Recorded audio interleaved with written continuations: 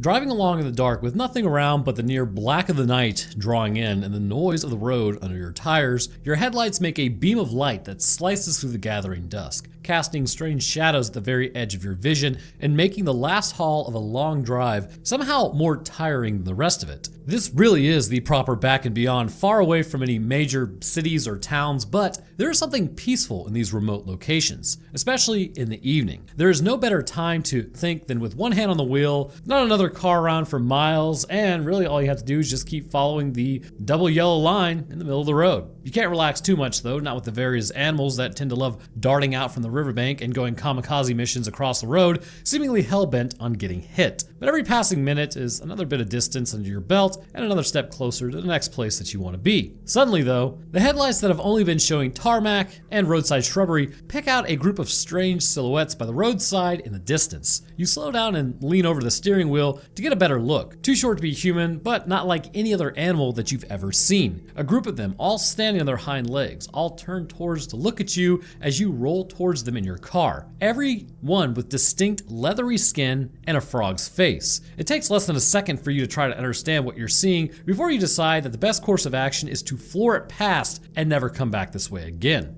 As you speed past them and look at them stood there in your rear view, the only thought in your head other than what on earth have you just witnessed is the fact that no one is ever going to believe you.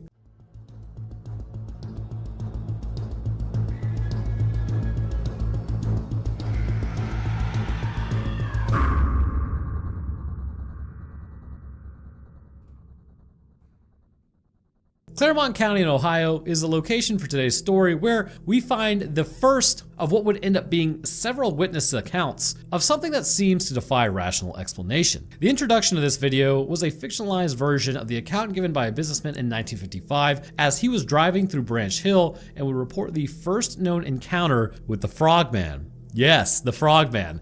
The area where all of these encounters actually just take place is just outside of Loveland, Ohio, and is the reason that they would be given their name. Also, why is everything bad always happening in Ohio? The description that he gave would result in a bit of interest from the local community, but as the story spread, more similar occurrences would be reported, and the tale of the Loveland Frogman, or Loveland Lizard, became an important part of local culture. But what exactly was spotted that first night, and how did the story manage to not only endure for multiple decades in the meantime, but actually seem to grow and spread far beyond its relatively humble beginnings? And what explanation, if any, can we give that would explain these encounters in any reasonable way? Well, let's head over to Ohio, which is not a threat, believe it or not, and find out what was going on. The first reported sighting of the Frogman occurred in the 1950s. While the exact details have been rendered a little murky by the passage of time, most versions feature a businessman driving in the late evening somewhere in Claremont County, Ohio. In most versions of the story, he spots three creatures by the roadside, each of them standing around 4 feet tall. They were all standing upright on their back legs, as well as having leathery skin. They all had faces as he described as being exactly like those of a frog. In some retellings, the mysterious trio are located around the bridge, partially hidden from view in the gloom of the darkness. Other versions have one of the frogs shooting sparks out of a wand from above their head.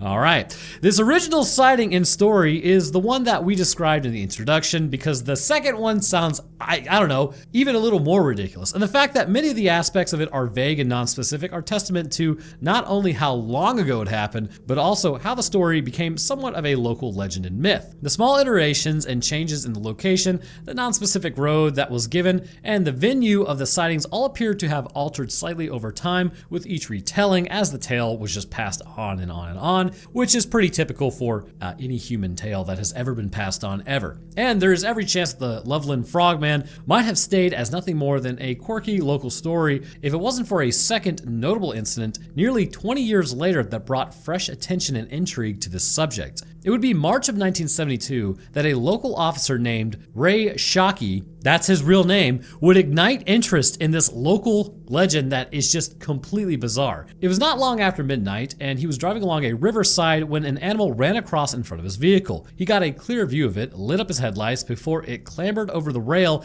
and then headed back towards the river. In his later description, much of the creature really kind of seemed reminiscent of the Frogman. It was described as being between 3 to 4 feet tall, weighing an estimated 50 to 75 pounds. As well as its leathery skin that had been reported in the original sighting, he also reported that the creature crouched like a frog before making its escape. And there wouldn't be long of a wait because another sighting by a local police officer would take place.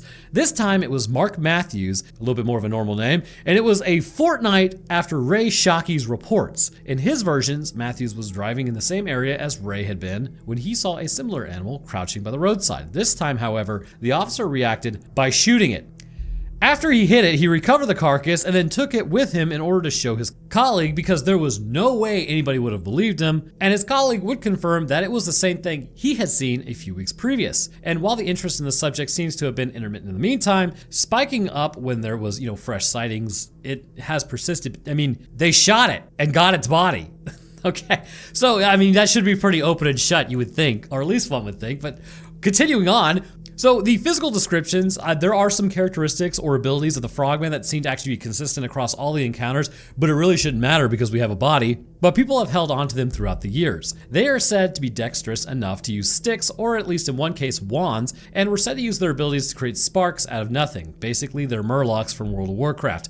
One of the most recent encounters was in the year 2016, and this time there was even a video evidence captured to somewhat bolster the claims. Teenagers were out playing Pokemon Go when they claimed to have captured footage of the famous Frogman, or like literally a Pokemon in real life. Now the question is, how much do you really trust teenagers playing Pokemon Go to correctly identify the Loveland Frogman?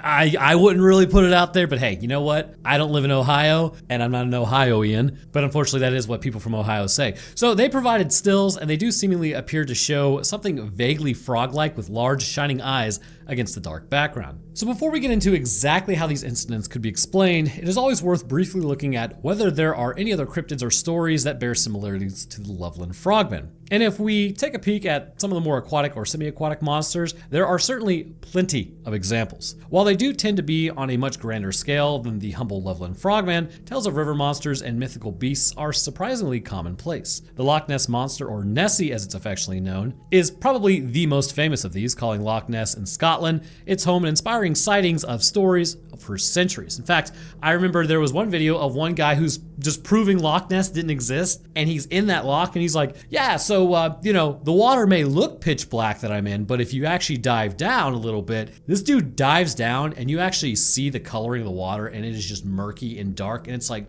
why would you ever get into that? Anyways, I'm terrified of dark, murky water, so maybe that's just me. But anyways, so it is believed by those that are around Loch Ness that this is a very real possibility, like possibly a surviving plesiosaur that has evaded concrete proof of being captured because the waters are so dark and murky, despite multiple sonar scans that covered every inch of the loch, never turning up anything. Similarly, you have Champ in Lake Champlain, who is believed to be of a similar species and has equally cemented its own place as a local tourist attraction. We've actually previously covered the Altamahaha with many similar qualities, and any of us looking for something a little different could actually look at the Ogopogo and its many tales and sightings in actually Canadian folklore, I believe it is. So if we look at the more reptilian examples though, we have previously covered the lizard man of Scape or Swamp and the mystery that grew around that. You can actually check out that video on the subject in this playlist. And while it might not have been the most direct connection, given that the frogmen are relatively small cryptids, it might be worth looking into the Jersey Devil as well. This creature, alleged to be around the 4-foot mark itself, has been reported around New Jersey and in the US for centuries now.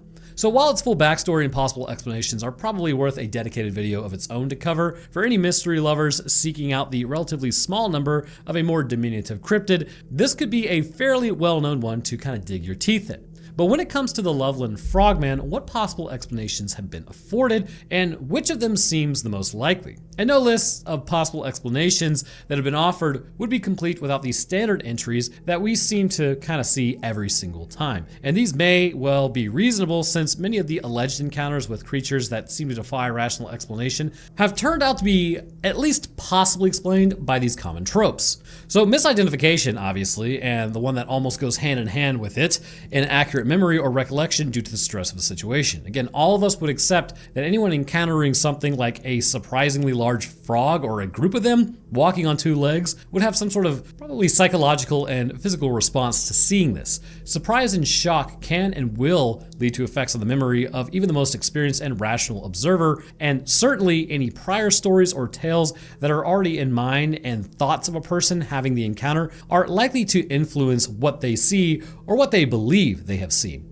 When this is combined with usually low light and remote locations, it is entirely possible that even if the observers are being honest and truthful about what they believe they saw due to circumstances outside of their control, they are unable to give a true and actually accurate retelling after the fact. Aside from possible issues with accurate recall and the fact that their glasses were at lens crafters and they had an eye infection that day, there are certainly a few reasonable candidates that have been brought up over the years that would explain what people believe they saw in a more conventional manner. One of the easiest and most obvious is written right there in the name: a frog. After all, once the initial sighting is dealt with, it could very easily be argued that anyone that came across an unusually large frog would be inclined to either believe it a little larger than it actually was, or in reality, they may have at least thought of the frogman in their mind, which could easily color what they were seeing. Is it possible to some degree that what these witnesses are describing is in fact just a really big frog, but a subspecies or individual of that specimen that is maybe yet undiscovered and not recorded? One that shares almost all of the physical features and attributes of the common frog types, but obviously would be much larger. It has also been suggested that it could be either a particularly big or, again, undiscovered, just maybe some other type of amphibian. Something that is perhaps not known to be local and would be easily a bit odd for people to have seen because it's unusual wildlife, which leads them to misidentify it. One of the more plausible suspects when it comes to misidentification would be something like a lizard or possibly an iguana, which could more easily approach the sort of scale that the frogman has been described as. A key part of the second, well, I guess it would really be third, because if you believe the businessman is actually a real thing, anyways, was the second police officer encounter in 1972, the one with Mark Matthews, where he shot and killed the creature. This was perhaps deliberately missed out both in the retelling of it and the book on urban legends that it appeared in, which is kind of a key point. And that key point is the two men examined the alleged frogman, and they were both fairly confident that it was in fact a large iguana. Albeit one that seemed to have lost its tail. They suggest that perhaps it had been an exotic pet that escaped from someone's home at some point. But possible misidentification aside, there have been some other explanations that have been offered. There is also an entirely separate type of inaccuracy that has been suggested by some when it comes to not only these encounters, but others, and this type is maybe a little more deliberate. Someone or multiple people that choose to embellish, exaggerate, or completely fabricate part or all of what they saw. A hoax that was made up that is designed to either fool those that believe it or to further encourage interest in the tale. And you might be thinking, that's impossible. Who would want to do that? Well, it's usually that these would be conducted by people who are either doing it for fun, which they're getting feel-good chemicals out of it, so they would definitely want to do that, or they have vested interest in the story being believed and spread further. After all, you're in Ohio. What is there to do? Do you need, I don't know, economic assistance? Maybe tourism would be good. But it's important that we make a distinction that if we are suggesting maybe someone got what they saw wrong through natural stress response, that is completely different than someone who is set out to deceive the rest of us. The 2016 sighting, the one that came with some evidence, has been considered a hoax by many, albeit one that was probably intended to be deliberately obvious.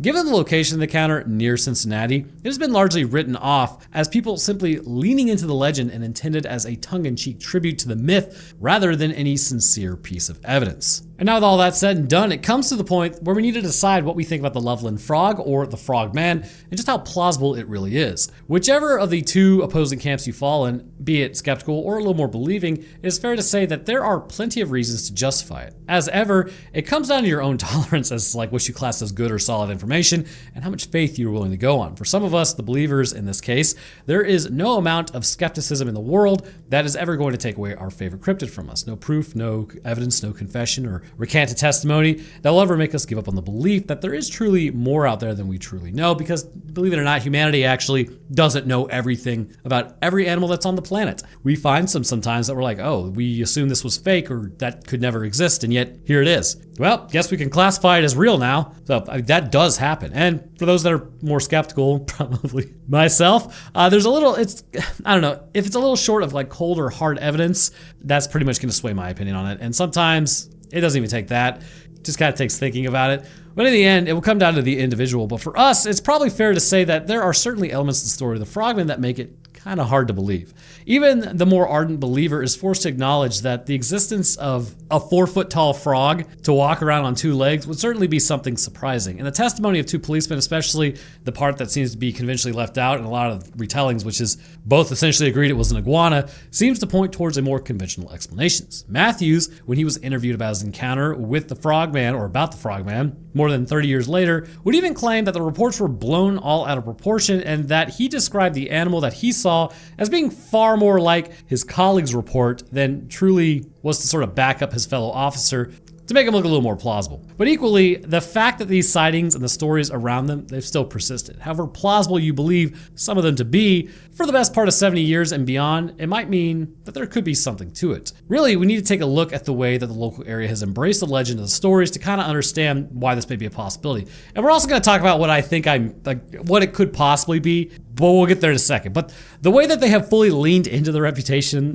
the region has been kind of existing off of these stories. Again, tourism. The Frogman or Frogmen have become somewhat of an unofficial mascot for the region, with the unusual smattering of statues, buildings, and societies that are all dedicated to it.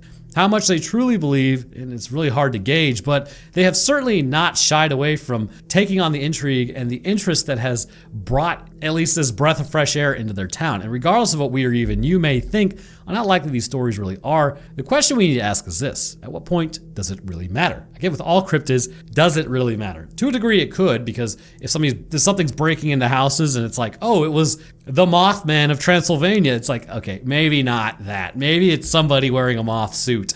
So while it would certainly be something groundbreaking and notable to the scientific community if some hard evidence were to emerge of the Loveland frog being real, like a real verified animal that was simply hiding out in the reaches of our understanding, it is fair to say it would not make a massive difference to the people who lived in the area. And while it's important to seek out the truth and to do our best that we can to verify just how accurate any of these sorts of stories and sightings are, there's also some value in myths and legends. When something as bizarre and unlikely as this is embraced by the locals, when it brings interest in tourist footfall to somewhere that might not see it otherwise, it really doesn't probably matter to the people living there or to the tourists that come to see what all the fuss is about, whether the underlying story is actually factual or not. And sometimes that in and of itself is enough. Of course, you have to remember you are stepping foot in Ohio. It's up to you to tread further.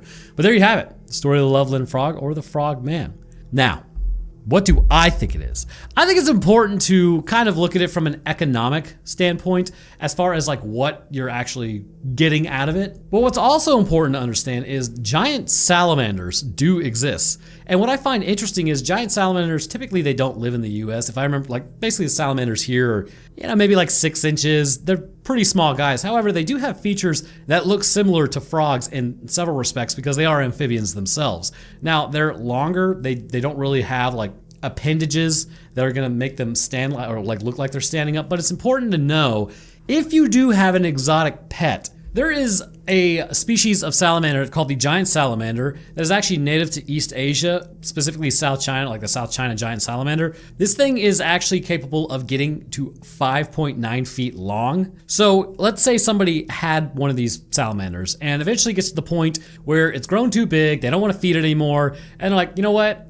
It's Ohio. Who cares, right? I'm gonna go ahead and put this thing in the water and not worry about it. So they put a couple of them in the water, and I mean, that's just basically an invasive species at that point. But the thing about giant salamanders are they like to hide under rocks. They like to basically exist in the foliage at the bottom. You don't really see them too often. So let's say you're driving down the road, it's nighttime, and there's actually, like a guardrail or something to prevent you from driving literally into a river. This thing is crawling over it, and you catch it just as it's trying to crawl over onto the other side to get into the water. If you saw that and these salamanders were together, it is entirely possible, given this, like the actual content of their skin, basically being kind of a more slimy color, how their heads are shaped, all of these things, like even their stubby limbs, like obviously the front limbs would be grabbing onto the railing, they would be longer, so they would be standing about 4 feet tall, and the back legs would be supporting them as they're going up. It would look like they were standing there. And also, if you shine a light, they would probably look over at you too and be like, oh, what is that? So to me, if the Loveland Frogman does exist, it probably is a giant salamander, given all of the reports. And what's also interesting is they said, oh, well, we shot it and it looked like an iguana, right? Now, I don't really know if the police officers were too familiar with giant salamanders. I mean, they don't exist in the United States, so if you caught this thing, you might be like, yeah, it's just a lizard. But really, it's an amphibian, and that would kind of put it living near the actual waters. And it's entirely possible that the tail may look like it's missing, but salamanders' tails, they do have tails, obviously, but they can also lose their tails as well. It's pretty simple. So was it a giant frog? Probably not, obviously, but could it be a giant salamander that was misidentified and it made people be like, oh my God, these things are out there? Yeah, it's entirely possible. And the other thing to note is giant salamanders can live up to 70 years. So they also get up to 88 pounds. I mean, all of these things kind of put it in line with that type of environment as far as their size and what they would even look like to begin with. And the last thing to understand is giant salamanders actually love to live in cold, fast-flowing water and then forested regions as well. And this area is said to be forested.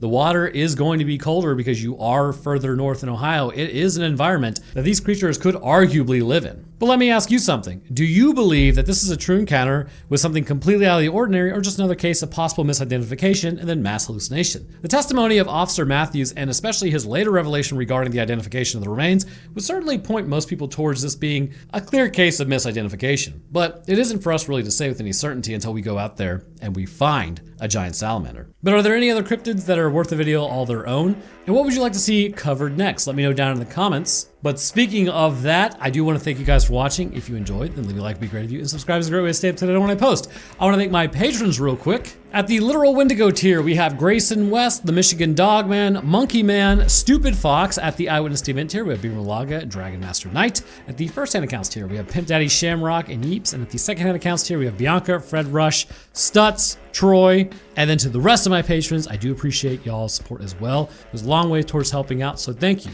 All right, that's gonna do it for me. I hope everyone enjoyed, and we'll see y'all in the next one.